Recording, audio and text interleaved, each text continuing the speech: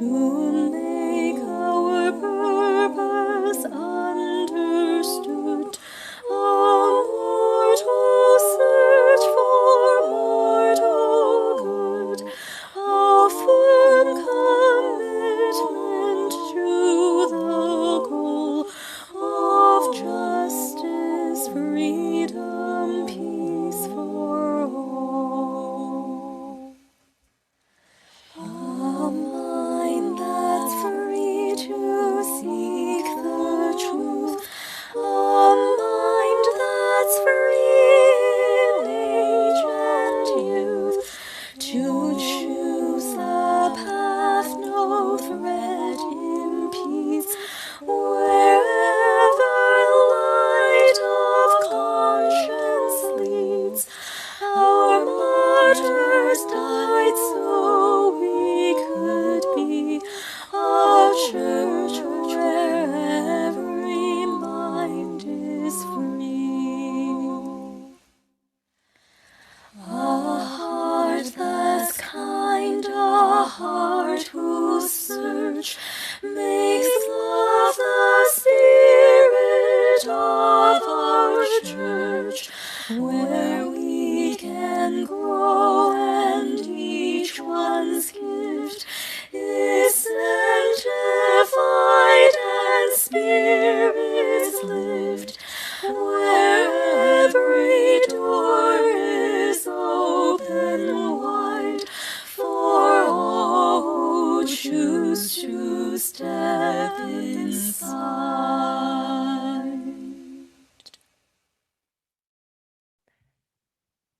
We give our announcements. And now that I can be heard, here we are.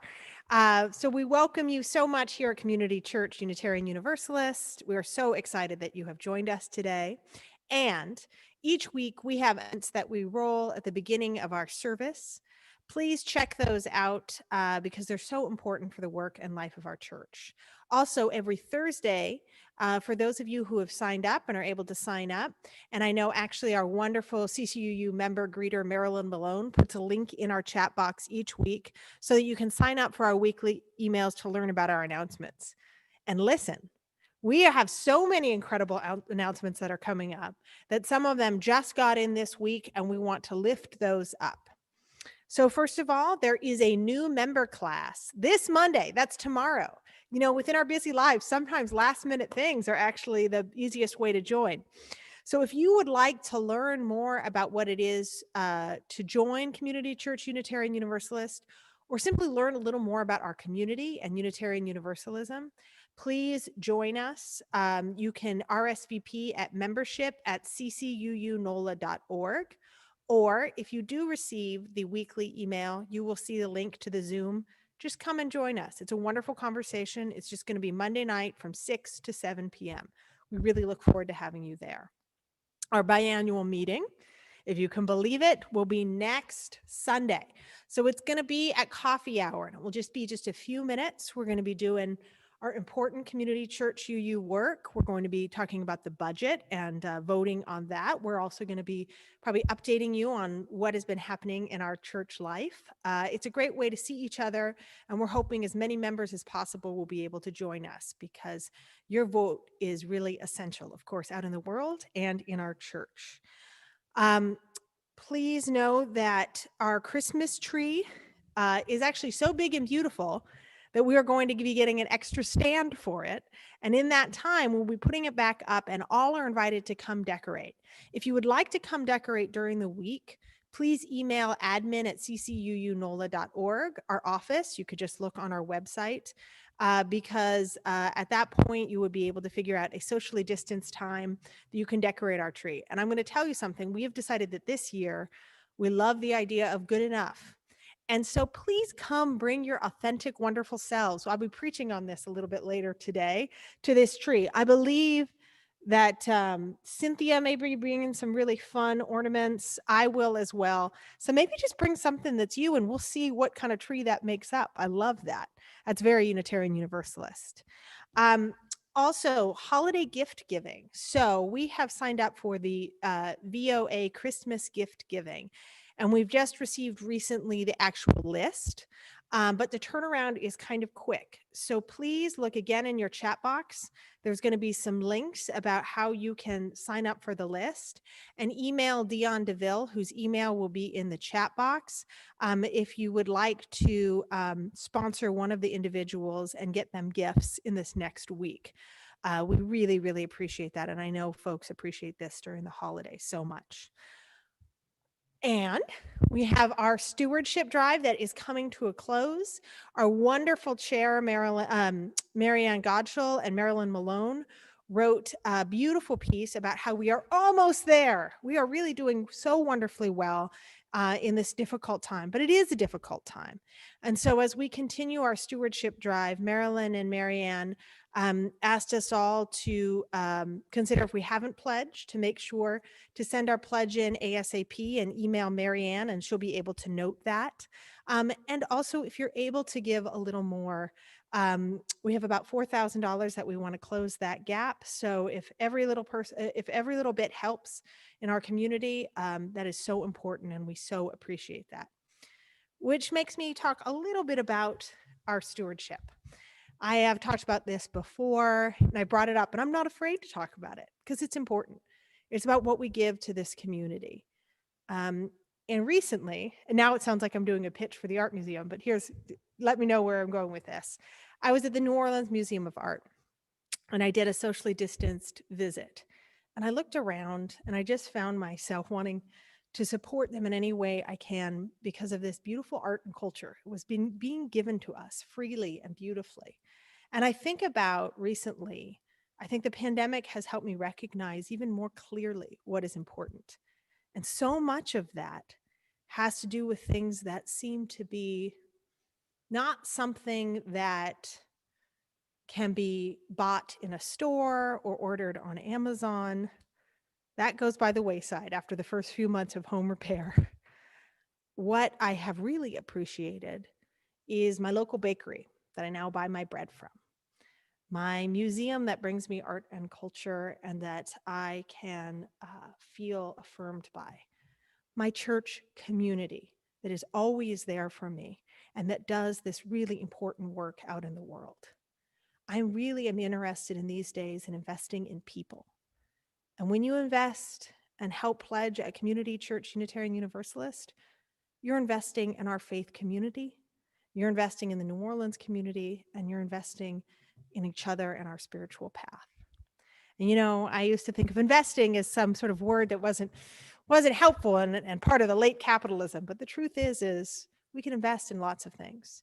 Where do we put our values and what's important to us in this time? So as we finish out our pledge drive and think about what we want to be as a church community, not just surviving, but thriving in 2021, and the work we want to do, not only when it's hard, but especially when it's hard. That is why I want us all to consider how we give to Community Church UU. So thank you all so much for all that you've done and all that you give of both time, treasure, and talent. And so with that, as we do our Advent reading, this week's theme is peace. I'm going to have Cynthia light our first week Advent candle, which was hope, the purple candle. And the next candle, the smaller candle, is peace. And listen, my Advent sermon this week is a little less of the traditional Advent understanding. And so I'm going to step back from our traditional Advent reading to think and talk about the dichotomies of light and dark, with a reading that many of you have heard before, but I think is important in this time of both winter solstice and when we're thinking about bringing light into the world. It is called Dark and Light, Light and Dark by Jackie James.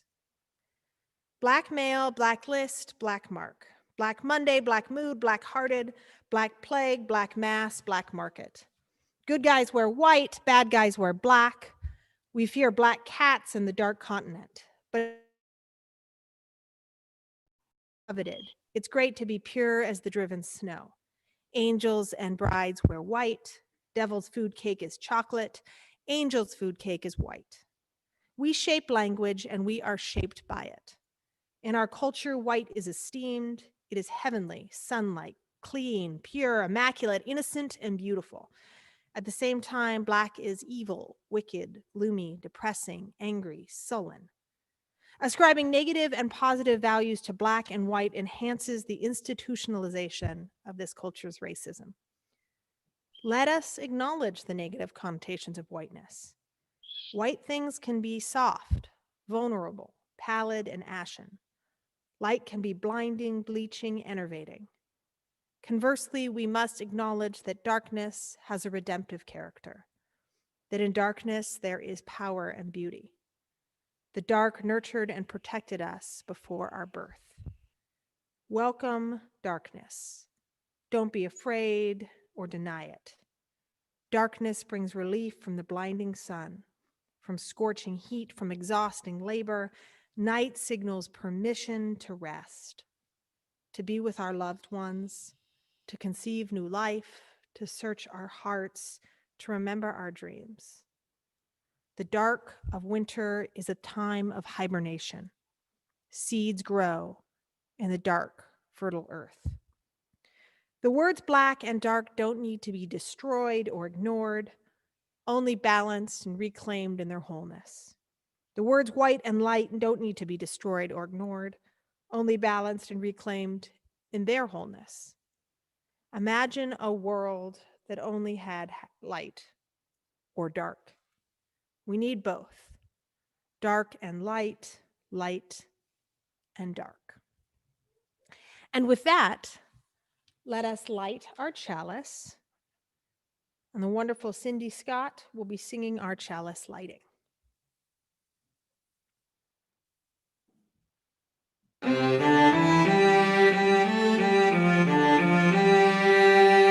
We light this flame to affirm the light of truth and knowledge, the warmth of love and community, and the fire of hope and commitment.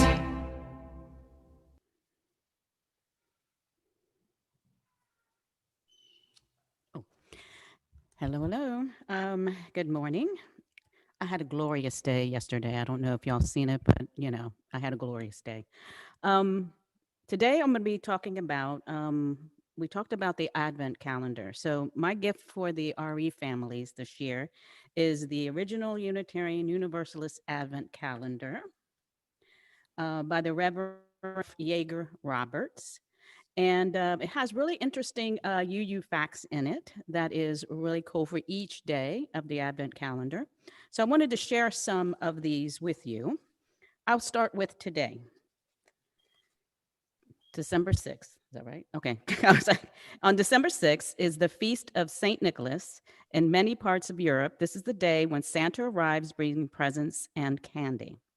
And the modern look and lore of Santa Claus.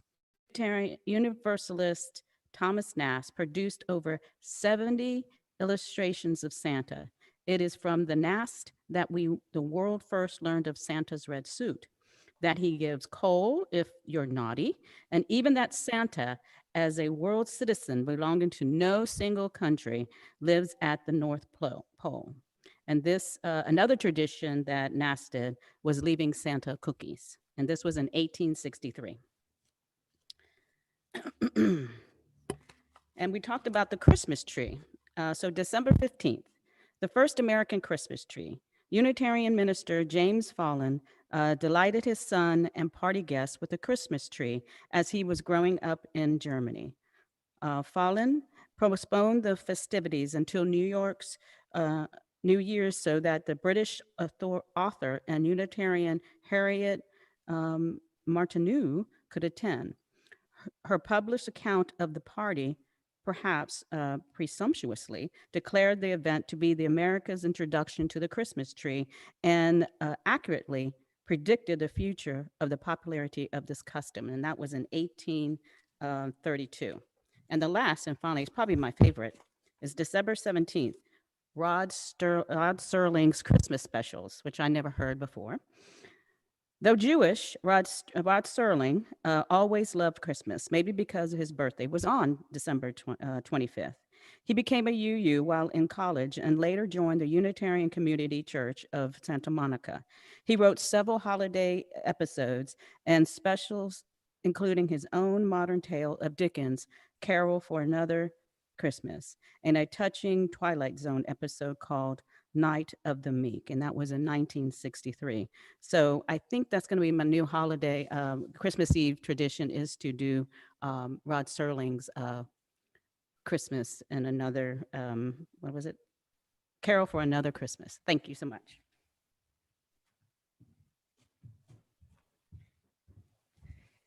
Thank you, Cynthia. And perhaps in Joys and Sorrows, you might tell us your joy from yesterday, if you feel ready. It's pretty exciting. So now is the time for our joys and sorrows. Each week we have an opportunity to lift up all that has been joyful in our week. And as the holiday approaches, there is joy in the air. It's also a time, however, to recognize the sorrow. But sometimes, especially amidst celebrating in others, if we're holding a sorrow, it can feel isolating. We can feel alone. Please know that you are not alone. That as you share your sorrow, this community loves and cares for you as well. So in this time, we will be listening to the hymn Winter Solstice. You're going to have the opportunity to write your joys and sorrows in the Zoom chat box. And after this musical interlude, I will read the joys and sorrows aloud, and we will light candles for our community.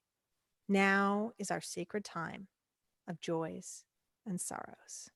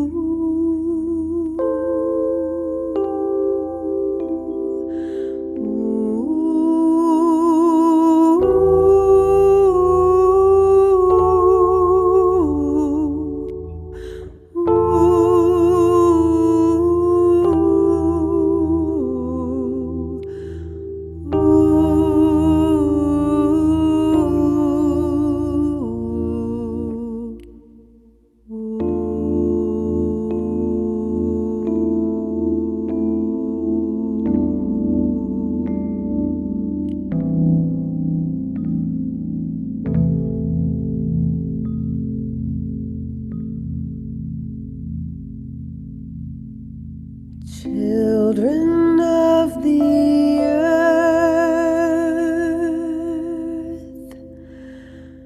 we have come to sing to each other, sister to brother, songs of our mother.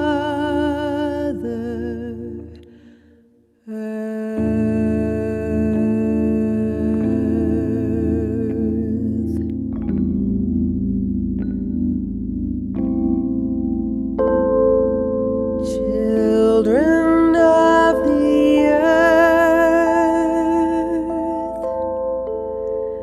autumn soon will breathe her last breath, and quick will her death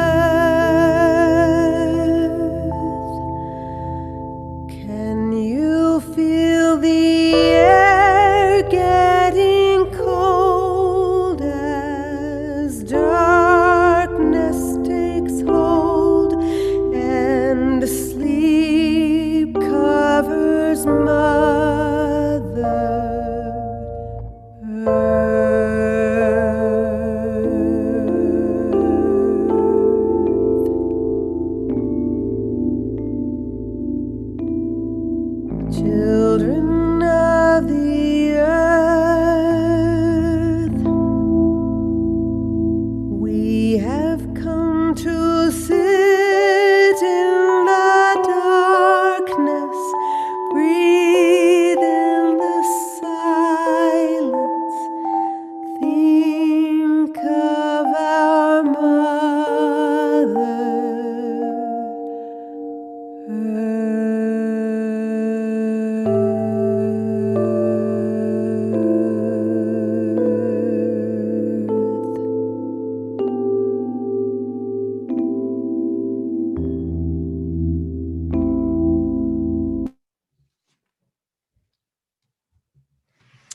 Thank you all for your joys and for your sorrows.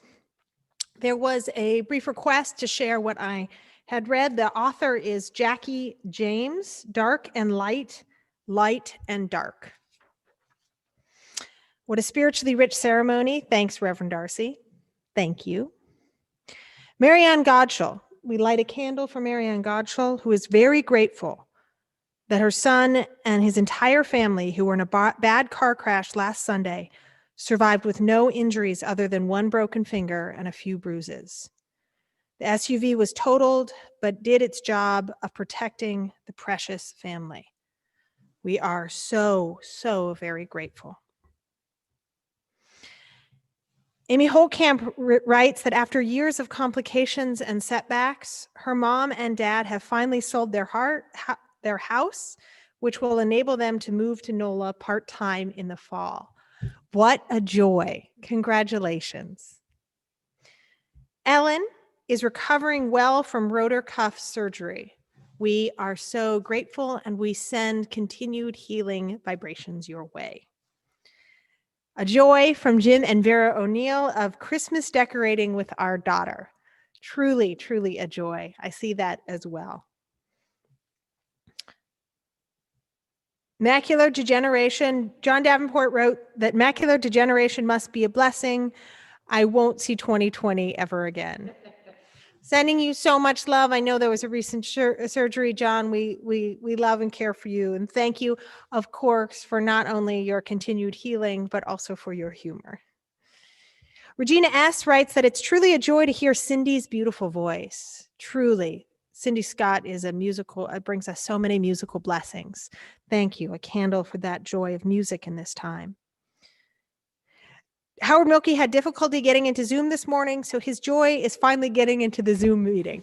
We are really happy about that as well. And also, this is a time to lift up that we have one of our first volunteers who is running this with, of course, the support of our amazing friend of the church, Eric, who is, I light a candle for, who doesn't always like me to lift him up, but I'm going to here, who has really been helping us in so many ways. He is now shadowing, we're talking about shadows. He is now shadowing our amazing young adult leader, Amelia, as she runs our tech today. And so he's helping support her do this. So a huge thank you to Amelia and to Eric for everything that they've been doing for our community.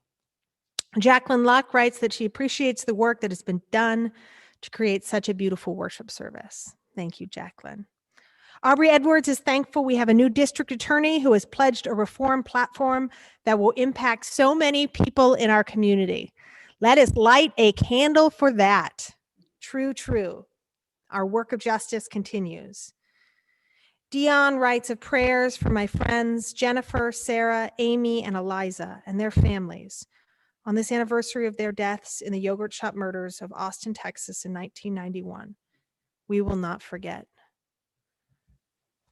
We lift up their names one more time. Jennifer, Sarah, Amy, Eliza, and their families. We light this candle in deep sorrow, and we light this candle in memory.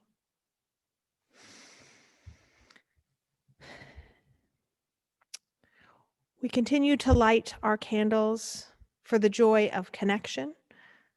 I believe that Cynthia can come and light the candle while she shares her joy. We'll do this the socially distanced way. I just wanted to share with you, well, y'all know how much I love William Shatner. So yesterday I wanted to end the year of 2020 as a good thing, something that was going to be tremendous.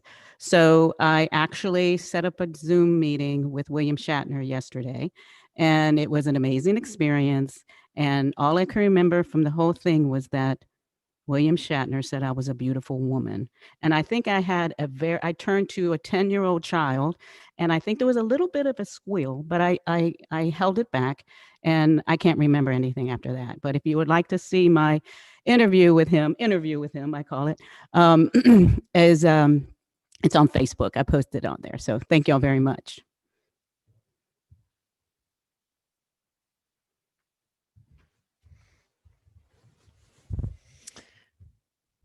And finally, let us light a candle. Oh, and one more thing. If you saw Cynthia's beautiful mask as she came toward our pulpit, please know that every person who pledges to Community Church Unitarian Universalist, no matter how big or small, will be receiving one of our Community Church UU masks. So please know that you should be getting those in the mail and pledge today.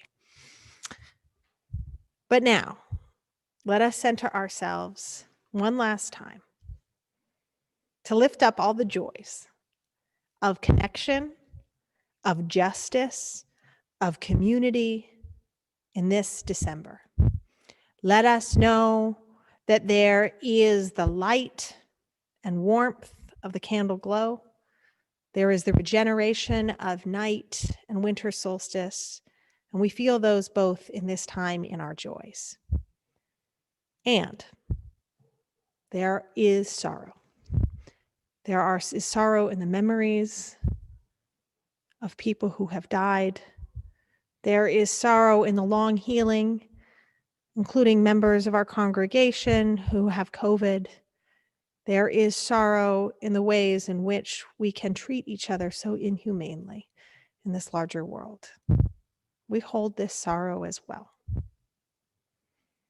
Please know that whether it is spoken or unspoken, we love you and hold you in our joys and sorrows. And I have a reading for this season and time, which I think is fitting, called When the Going Gets Tough by Katrina Kennison. When the going gets tough, may I resist my first impulse to wade in, fix, explain, resolve, and restore. May I sit down instead. When the going gets tough, may I be quiet. May I steep for a while in stillness. When the going gets tough, may I have faith that things are unfolding as they are meant to. May I remember that my life is what it is, not what I ask for. May I find the strength to bear it, the grace to accept it, the faith to embrace it. When the going gets tough, may I practice with what I'm given, rather than wish for something else. When the going gets tough, may I assume nothing. May I not take it personally. May I opt for trust over doubt, compassion over suspicion, vulnerability over vengeance. When the going gets tough, may I open my heart before I open my mouth. When the going gets tough, may I be the first to apologize. May I leave it at that. May I bend with all my being toward forgiveness. When the going gets tough, may I look for a door to step through rather than a wall to hide behind. When the going gets tough, may I turn my gaze up to the sky above my head rather than down to the mess at my feet. May I count my blessings. When the going gets tough, may I pause, reach out a hand, and make the way easier for someone else. When the going gets tough, may I remember that I'm not alone. May I be kind. When the going gets tough, may I choose love over fear every time.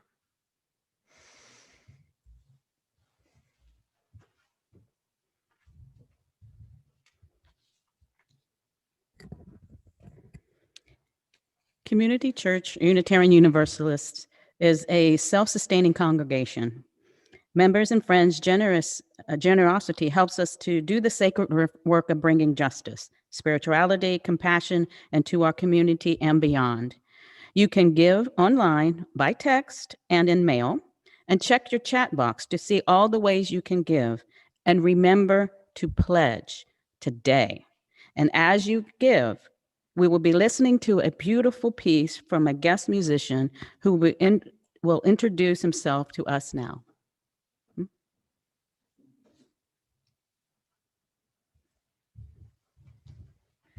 Thank you so much, Cynthia. We'll actually be listening to a beautiful piece from Cindy Scott. Apologies, but that's what we're talking about, the imperfection. That was not Cynthia's, that was mine from the script I created.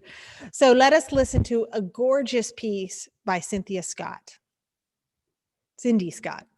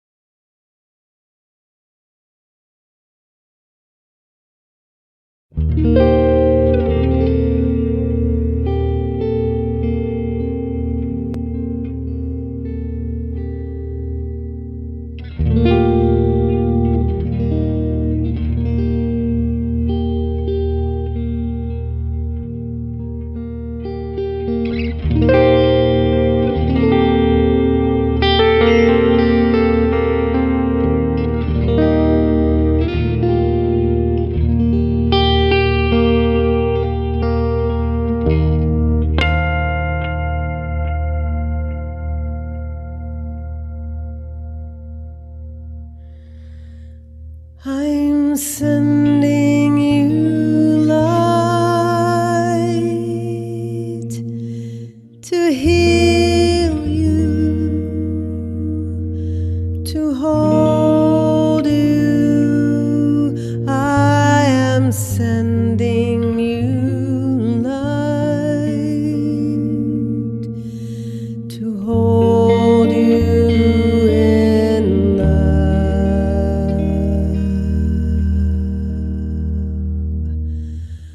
I'm sending you light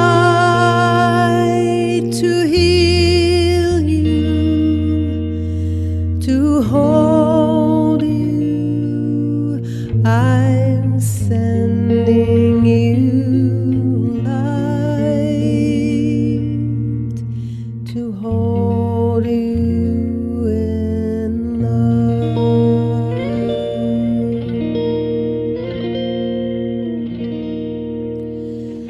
No matter where you go, no matter where you have been, you'll never walk alone. I feel you deep within, and I am sending you light to heal you, to hold you. I'm sending you light to hold you in love.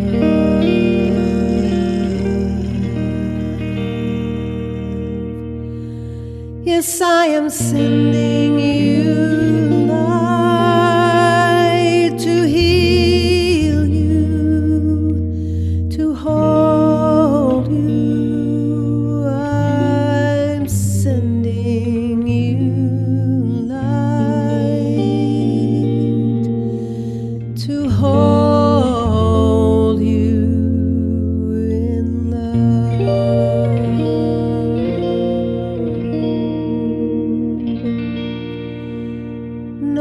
matter what you feel or what you choose to show. I am always there for you, and I want you to know that I am sending you light to hold you, to heal you. I'm sending you light to hold you in love.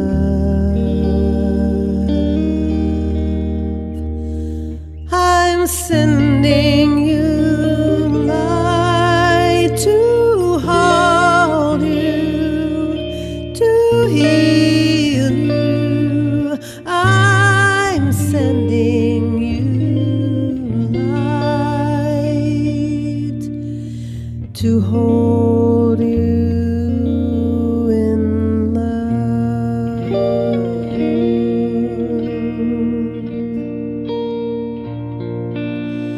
I walk the path with you. Go slow, dear one. Don't hurry. And I will go just like you need to go.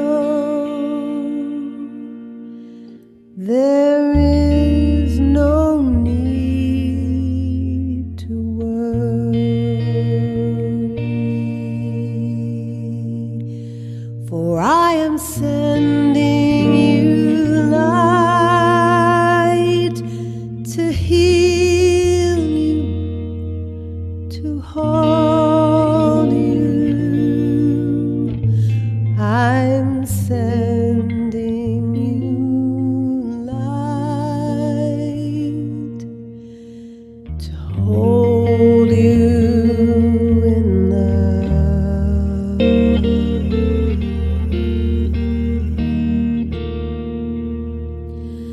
I'm sending you light to heal you, to hold. I am sending you light to hold you in love,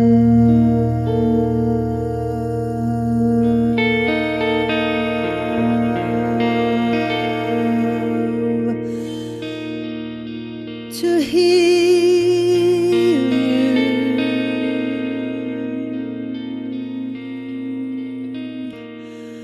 to hold you,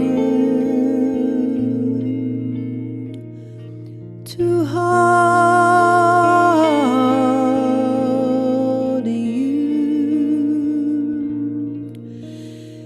in love.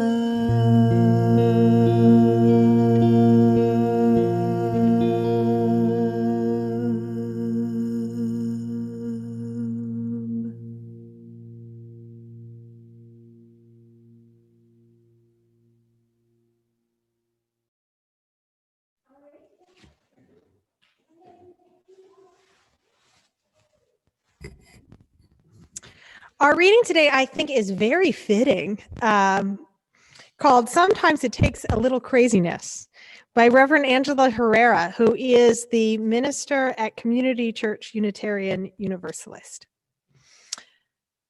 He was the minister at the UU Church of Albuquerque. This is such a fitting reading. I'm modeling the sermon for you right now, so you're welcome. No, I'm just kidding. It's true. Sometimes it takes a little craziness. When you arrive at the store and can't remember why, and you forget the vet appointment and almost miss the dentist, even though they called you yesterday. and the bills are late, and your kids need homework help, and you are behind at work and haven't exercised in weeks. And you've been eating fast food while vegetables wilt in your fridge, and your garden is turning into compost. And the one time you try to cook, you leave the granola in the toaster oven, setting the thing on fire. And you double book yourself again, and laundry forms mountains around your home and begin to look askance at you. And you begin to look askance at your beloved because you haven't had fun together since you can't remember when. And then, just as you are starting to wonder about signs of dementia, you find yourself placing a metal spoon in the microwave and turning it on. Just breathe. Sometimes it takes a little craziness to get your attention. The prophet Elijah fled from 1,000 pursuers. He hunkered down in a cave on the wind-whipped mountainside, trembled through an earthquake, and shielded his face from a wildfire. He looked for God in the chaos. But when the storms blew over, when the shaking stilled and the flames died down, he crouched, panting, and thinking he'd missed it, his heart pounding in his ears. Then finally, he noticed the still, small voice. The holy waits in your world too. Maybe today it will find you in a listening posture and will whisper to you. You tumble like a leaf, it will say. And yet by some miracle, you are still here. Now, what is the purpose of that? So, for me, 2020 was the year I was in the eye of the storm. Not metaphorically, not this time. Like many of you who also live in New Orleans, after many false alarms, we finally had Hurricane Zeta, the 27th storm of the Atlantic hurricane season, make landfall here in late October. As if we didn't have enough to worry about around that time. Thankfully, there was minimal damage, even as the storm passed right over us in its unbridled rainy fury. And there was that 10 to 15 minutes. Did any of you also experience this when we were in the eye of the storm? The sky tinged a rosy yellow, shadows in the clouds, and a silence. Not a car running or a bird chirping. The storm returned again after those moments of calm, slightly less ferocious, but terrifying all the same. Now, rationally, like Elijah, my calm should have come after the storm had passed. A sigh of relief and an invitation to let it all go. But it didn't. It came actually when nature told me. That eye of the storm, that moment of stillness. Appreciate this now, it seemed to say, because more storms are coming.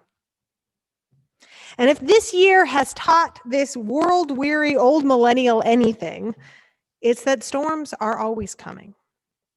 The world is full of storms and clear weather, profound moments of elation, the birth of a child, the generative gift of a wholly new idea, love bursting forth unbidden, and moments of profound sorrow, the death of a loved one, a cascading torrent of unpaid bills, a life that sometimes confuses you.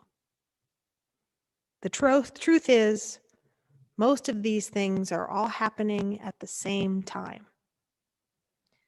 The irony of this Advent sermon is that it is kind of a rejection of a more traditional understanding of the Advent season, that the world is slowly moving toward the glorious bright light as personified by the birth of Jesus, casting away darkness. If the Jackie James reading from earlier, a particular favorite of the UU community, teaches us anything, it is the nuance, beauty, and ugliness in both light and dark. And in this time, the importance of the shadow cast between the two, the eye of the storm, the moments of clarity between the wild extremes, the small, still voice we can all access. Because as Reverend Angela Herrera notes in her poem today, sometimes it takes a little craziness to get your attention. The last several years, and this last year in particular, has certainly gotten our attention. Our eyes strained from the blue computer light, shoving news and work into our eyeballs, our minds overtaxed from an historic election, a raging pandemic, our emotions frayed from too little human interaction, or sometimes too much. I only half joke that along with the amazing UU Advent calendar that Cynthia is going to be sending out to our UU youth, we should also add the Trainwreck Advent calendar for ourselves. Insert tiny figurine of which unhealthy but understandable coping mechanism you are making on what date in this pandemic. Say you wake up on December 8th with existential dread. Pull that Advent calendar open and you find a free pass to lie in bed, moan, and stare at the ceiling all day. Or that anxious pit in your stomach has reached black hole proportions. Well, it's December 13th, and you get a variety pack of tiny alcohol bottles. Uh-oh, December 23rd is here, and you've pulled, I'm just completely done. You get to run away from your home screaming into the void, perhaps never to return again. Bear in mind, I promise I'm not actually suggesting that you go through with the actions of the Trainwreck Advent calendar, but I am suggesting that you articulate some of this 2020 emotional storm to your family, to your friends, to your church members, and most importantly, to yourself. I know there is so much we've lost this year. Lives, interactions, planning for the future, that letting go of control, of having some semblance of being put together, can seem like yet another thing to lose. But sometimes it takes a little craziness to get your attention. You deserve, and the world needs, your attention. The world needs all of you. And for all of you to come to the fore, we must embrace our shadows. So the Swiss psychiatrist Carl Jung wrote of our shadows almost 100 years ago.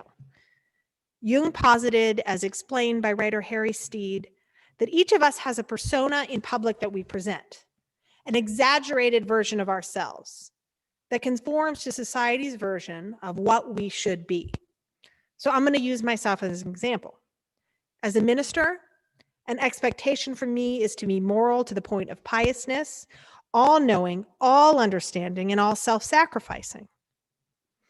Now, when each of us has parts of ourselves that does not live up to the rigorous standards of society's unhealthy expectations, whether it be about our gender or our profession or something else, we subdue our other impulses that conflict with this outward-facing mask, until we believe so clearly in this ideal self that we lose our authentic self, leaving us with, as Jung writes, a shallow, brittle, conformist kind of personality, which is all persona, with its excessive concern for what people think.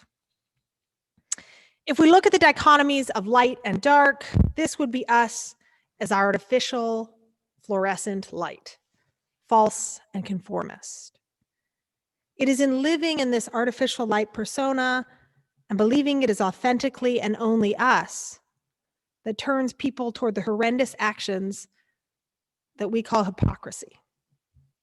So the senator who rallies for children to be separated from their parents in immigration detention camps, but remarks often of the sanctity of life around abortion, for example, he may truly believe in both these things because of a persona he has subconsciously created, molded by some imaginary constituency. But this persona does not simply fall into pulpits or the laps of politicians. We all fall prey to its conformist seduction.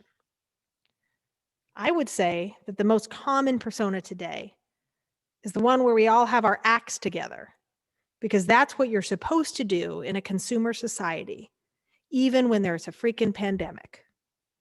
And living into this contrived persona, we accidentally urge others to do the same, creating and recreating these unhealthy cycles.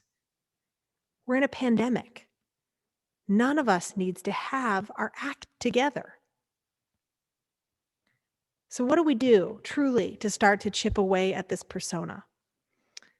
Jung would tell us to pay attention to our shadows, all that we've denied about ourselves, and often are very quick to point out in others, such as Steed writes, our sexuality, spontaneity, aggression, instincts, cowardice, carelessness, passion, enthusiasm, love of material possessions. Jung would have us first observe our resentment towards ourselves and others. Then we can consider the moral aspect of that behavior and judge it, and finally bring that shadow into our consciousness. Only then can we begin to be whole, to have real independence and sense of self. But that takes attention. Even the last few minutes I was sermonizing took attention. And bringing attention to anything beyond what is immediately in front of you can just feel too hard. I get it. Because the storm, and this time it's metaphorical, seemingly never ending in 2020. But our shadows don't simply go away if we will them to come back at a more opportune time. We must all find the eye of the storm, in and amidst the chaos, to care for ourselves and each other, to integrate our full, messy lives into who we are, to pay attention. And listen, we can each find something that will work. Just last month, I was part of an immersive meditation experience that was transcendent. I vowed to follow up that feeling by meditating each day for 28 days after that. Did I do that when I wasn't being held accountable? No, I did not. But I do go on a silent 20-minute walk outside each day. We can all find something. In your Zoom chat box, and if it doesn't get in there, remember we're talking about imperfection, I can send it out through our Facebook pages and email later. You're going to find a self-care Advent calendar of sorts from the Department of Pastoral Care at UNC Hospitals. They provide simple ways to pay attention, to care for yourself in December. One day is saying no to something optional. Another day is saying thank you to someone that doesn't expect it. These small actions aren't going to change the world or make us fully integrated human beings. But they do remind us that we're alive, that we're worthy of care, and we're thus then worthy enough to care for others. Because otherwise, we're running on emotional autopilot. We're becoming all persona, losing the person. None of this is easy for any of us. For me, behind every part of our worship these days, behind every email, behind every meeting, are untold stories of what it has taken to get to where we are. And I imagine that each of you have your own untold stories in this time, whether it be in your work or personal life, or even just getting up in the morning. Until we're ready to reveal them to everyone, let us remember that all of us have shadow sides. All of us have unseen storms. Perhaps with that knowledge, we can be a little gentler with each other, grateful to each other for even just showing up. Because most of us live in the shadows, the gray area of joy and sorrow, tranquility and anxiety, authenticity and disguise. And so it's what we do in the shadows that matters most. Does our shadow look like a beautiful unbidden slant of light in the afternoon? Something we can learn from, like when we fail and feel it so acutely. And then when somebody else fails, we might remember our feeling of failure and extend grace and care to that person instead of judgment. Or are we using our shadows to hide ourselves away, to find fault in others because we do not want to face the train wreck Advent calendar our lives have become? And listen, I don't think that train wreck Advent calendar you is that bad. You're not perfect, but you are wonderful. I've spoken of this before and even brought it out, but it bears continued attention. Jung had the words, "Bidden or not bidden, God is present," inscribed above the entrance to his home. I actually have it in my office as well. Though the phrase itself has Catholic roots, I consider this phrase, "Bidden or not bidden, God is present," deeply Unitarian Universalist. The divine is everywhere, and we cannot control where and how we find it. And thus, for Jung and us, the divine is just as much in our shadow selves as it is in the persona we put into the world. The divine is present, to quote New Orleanian Louis Armstrong, in the bright blessed day, the dark sacred night, and I might add everything in between. But we need to pay attention to see the divine's textures and gradations, what these shadows and shapes and forms bring into our lives, what they can teach us, because sometimes it takes a little craziness to get your attention. Now is the time, this Advent time in this most horrific but also beautiful year, to embrace our shadow selves, to move into a half light, nurtured by the dark, warmed by the light, and fully immersed in the shadow. May it be so. Amen. Our benediction today is a musical benediction. And so let us go out listening to the beautiful sounds of the guitar, and let us know that we will be together after the service in our coffee hour if you would like to stay and join us. Thank you, and we love you.